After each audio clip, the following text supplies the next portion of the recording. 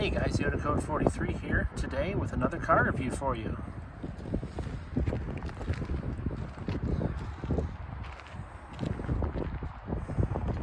This is a 2019 Buick Regal TourX Essence all-wheel drive with a 2-liter 4-cylinder turbo and an 8-speed automatic transmission. First we'll do a walk around of the car, talk about styling.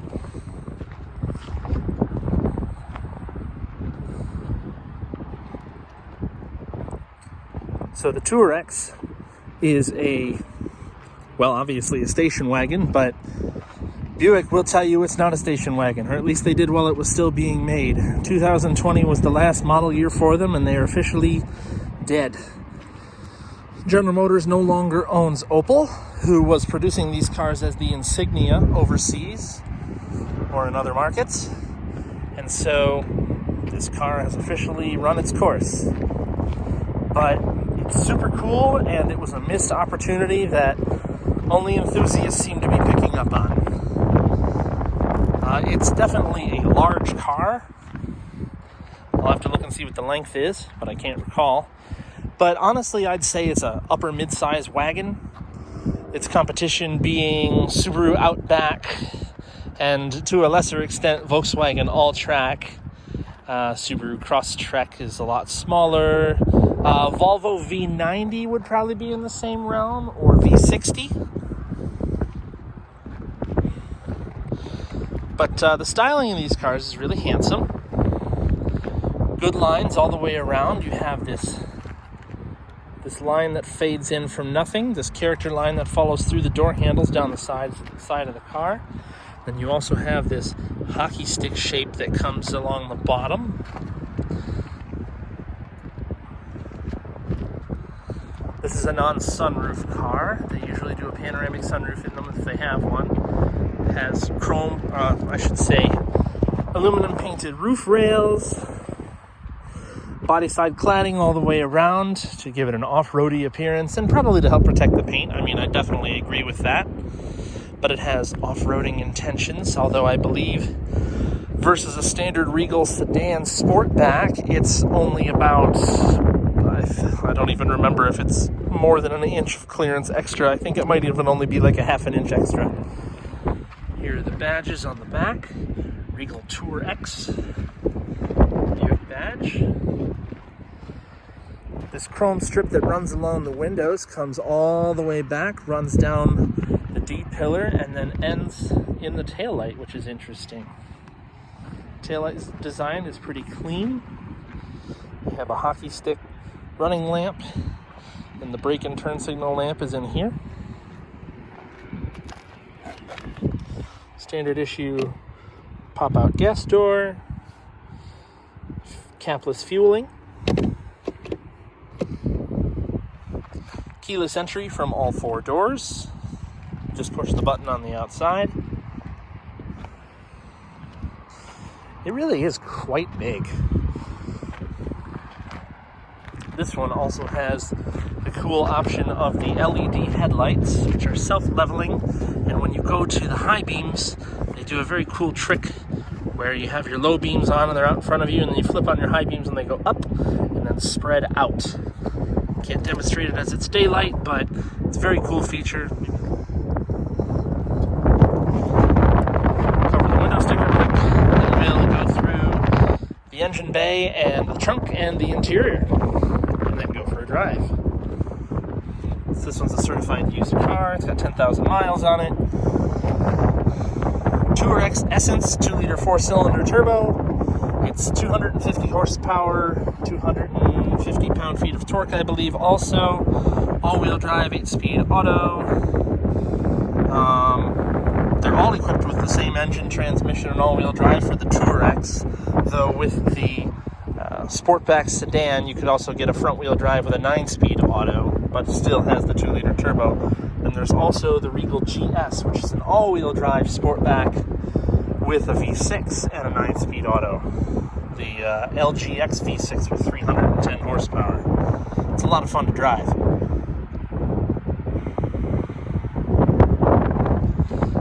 right, well, first we'll look in the trunk area. Actually, we'll cover the key here first. Where I put it. There we go. So, nothing on the back of the key of note. Buick logo on the same side as the buttons. Lock, button, unlock, double tap for the tailgate. Remote start, panic alarm. So, double tap. Power lift gate, which is nice. Has a large cargo cover back here. You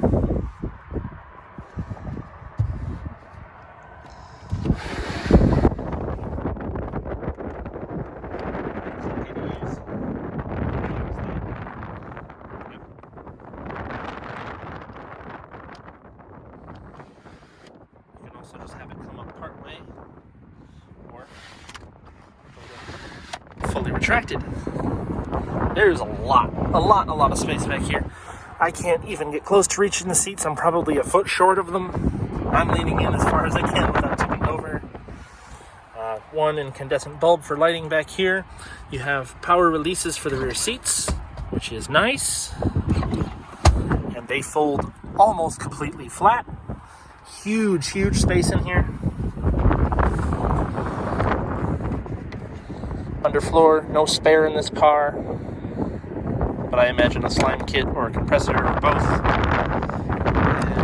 we have the choice of the handle or the button to close.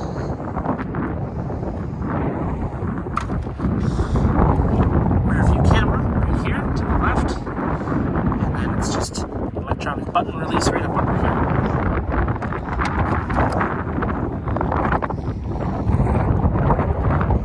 So look under the hood.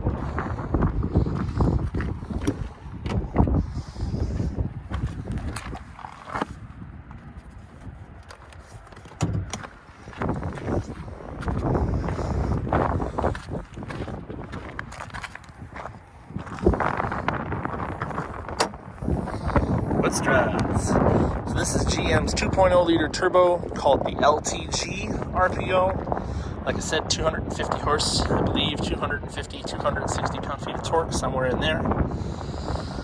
This chassis is the E2 platform shared with the Malibu, shared with the now Cadillac XT4, and the new model Buick Envision that's coming out for 21. Also underpinned the LaCrosse until that ended. And yeah, that's about it. I believe the Impala also until that ended. I believe that's about it. Turbo's right here, loud and proud, right up in the front. Actually, you can't really hear it at all on this thing. Nice serviceability.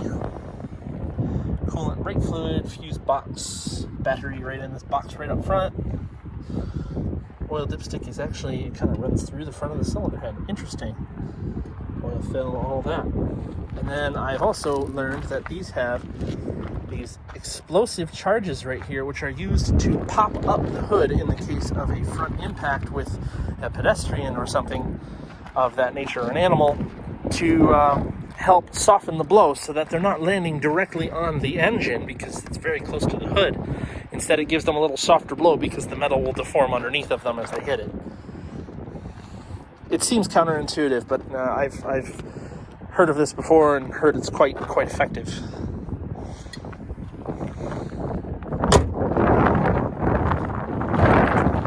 First, we'll check out the back seats.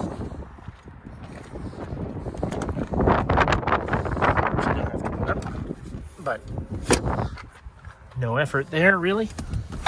Center armrest with cup holders, standard issue. So this is my driving position. I am tall in the legs and short in the torso. I'm 5'10" with the legs of a 6'2" person. I fit behind here no problem. With the door closed. It's nice and quiet back here. LED lighting in the interior. Lots of space for 2 passengers back here and a third in a pinch if you wanted. Large enough space for rear-facing child seat, which is important to me as I have a young one and he's still in a rear-facing seat. Bluetooth microphones in the back and in the front underneath the handles, grab handles. Like I say, normally if this is a sunroof car, it would stretch from that console up there till about, well, directly over my head, honestly. It's quite large, big 2-pane deal where the front pane moves backwards. Makes for a nice view in here, that's for sure. But I have no issue with it not having a sunroof. I've had some bad experience in the past. Don't want to relive that. Seat back storage, rear climate vents, and charge ports down below. And large door pockets, probably large enough to slip in like a bottled drink or something like that. Actually, before I show you the front, I will show you the lighting situation. So I will start the car.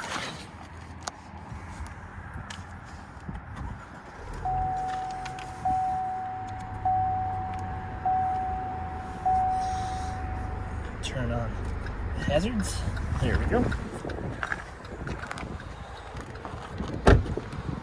So, that's the warning for when the key is in my pocket and I've gotten out of a running vehicle. It has incandescent repeaters on the sides of the fenders. Kind of a nod to the Europeans there. Incandescent fog lights, but LED headlights, as I said. LED daytime running lights, which switch out to be the signals also, as you can see. Daytime running lights are freaking out on camera, but they do not do that in person. Figure I should note that.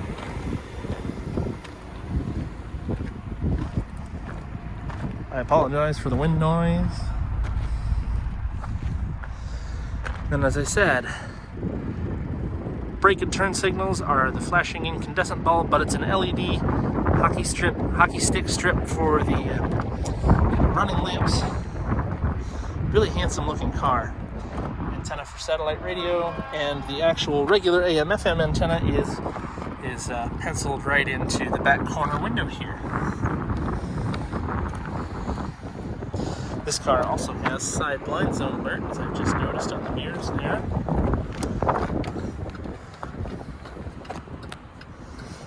No adaptive cruise on this car, but it's an option. This one does have memory seating, full power adjustment. It's also your switch for adjusting the height of the tailgate. Typical door controls, nothing of note there. Close this, keep the breeze out.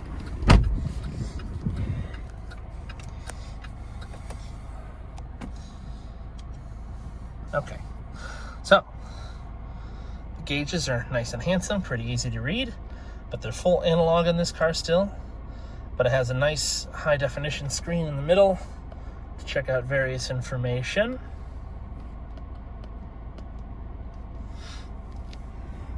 GM's infotainment system in here is pretty great. They switched over halfway through 2018 in these cars from the old system, which was still pretty good. It responds nice and quickly to inputs.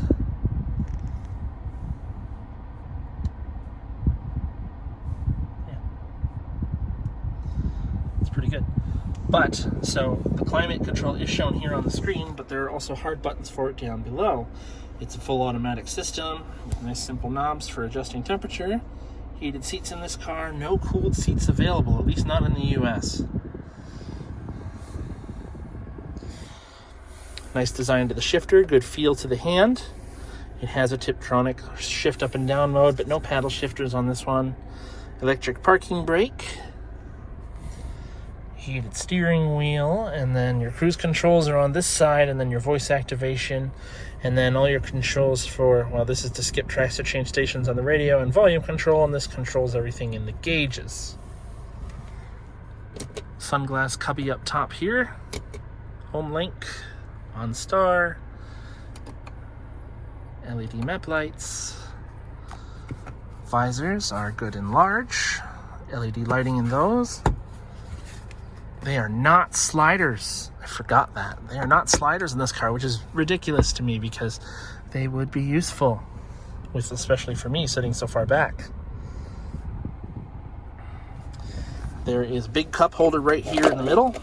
There's also two hidden underneath here. And then there's another little mini storage compartment up here. And a power point. Yep. The only button you get here is for park sense in the rear. I don't know if it has it in the front. I don't believe it does. Armrest storage is moderate. It has a wireless charger in the middle, which is nice. Multimedia and Other USBs in the middle there. Yeah. Otherwise, that's really all there is to note in the interior, besides the climate vents, which are large and well integrated in here. They put out a lot of air. Glove box is nicely dampened and quite large and actually flocked on the inside. Doesn't feel cheap. The seat design is nice. It has two color stitching. It has brown and white stitching in this car. Good design, good thigh support, good back and lumbar support, good adjustments, feels good to me. Firm, but not too firm, typical German. This car is built in Germany and then shipped over here. Other than that, that's all there is to cover, so we're gonna go for a drive. Good turning radius, most definitely. It runs very quiet. We're running over some gravel road here in a parking lot. No rattles or noises to note. Nothing disturbing. This car only has 11,000 miles on it, or just shy of 11,000 miles on it, so I wouldn't have expected noises anyway. Visibility is pretty good out the front. The mirrors are kind of large to me. Out the rear, it kind of comes up pretty good in the back there, so there's a little bit of blind spot, especially behind the second row and the corner window back there. But visibility out the mirror is pretty good. Just a standard self-dimming rear view mirror. Nothing special to note, no compass, no temperature display there or anything like that. Okay, we're gonna get into it because traffic's coming. About half throttle.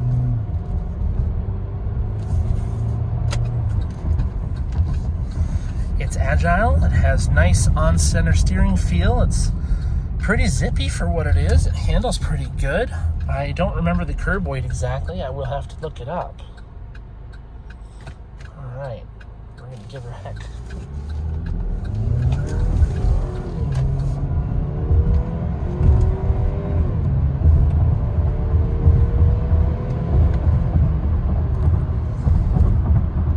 It's really not much noisier at 70 than it is at 0. It's pretty great. It moves all right. It's not very fast, but it's pretty hefty. I think it's somewhere in the realm of 3,700 pounds. I'll have to note that here on the video.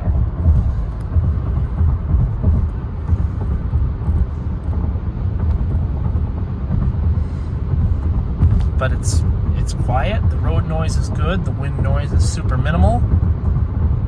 Tires feel good. They dampen the bumps pretty nicely, so does the suspension. Yeah. Also wanted to mention the rear view camera on the TourX. Pretty standard GM of its age. Actually, they're giving me warning that I'm close to the curb. The resolution isn't really all that great, if I'm honest, but it's good enough. No real complaints to have there. So the 2019 Buick Regal TourX. It's a pretty nice car overall. Mid-range pricing, when they were new, fully loaded, they were somewhere around $42,000, $43,000 each year that they were out. But if you remove a couple of options, it was very easy to keep it under 40. It's a large mid-size wagon. I'd have no issue keeping my kid in the back seat. There's plenty of space in here, probably more space than my wife's Cherokee at home, if I'm honest. New style Cherokee, not the old style. And I have no complaints about how it drives. It drives really nice. It feels sporty enough for me. I like a sporty feeling car myself. Gets reasonable fuel economy, but I can't remember what it is off the top of my head. I want to say it's 22 and 30, but don't quote me on that. I will add it onto the video here. Other than that, not much else I have to say. Like, comment, subscribe, and leave me suggestions for other vehicles to check out. And I'm going to end this video here. So I will see you next time.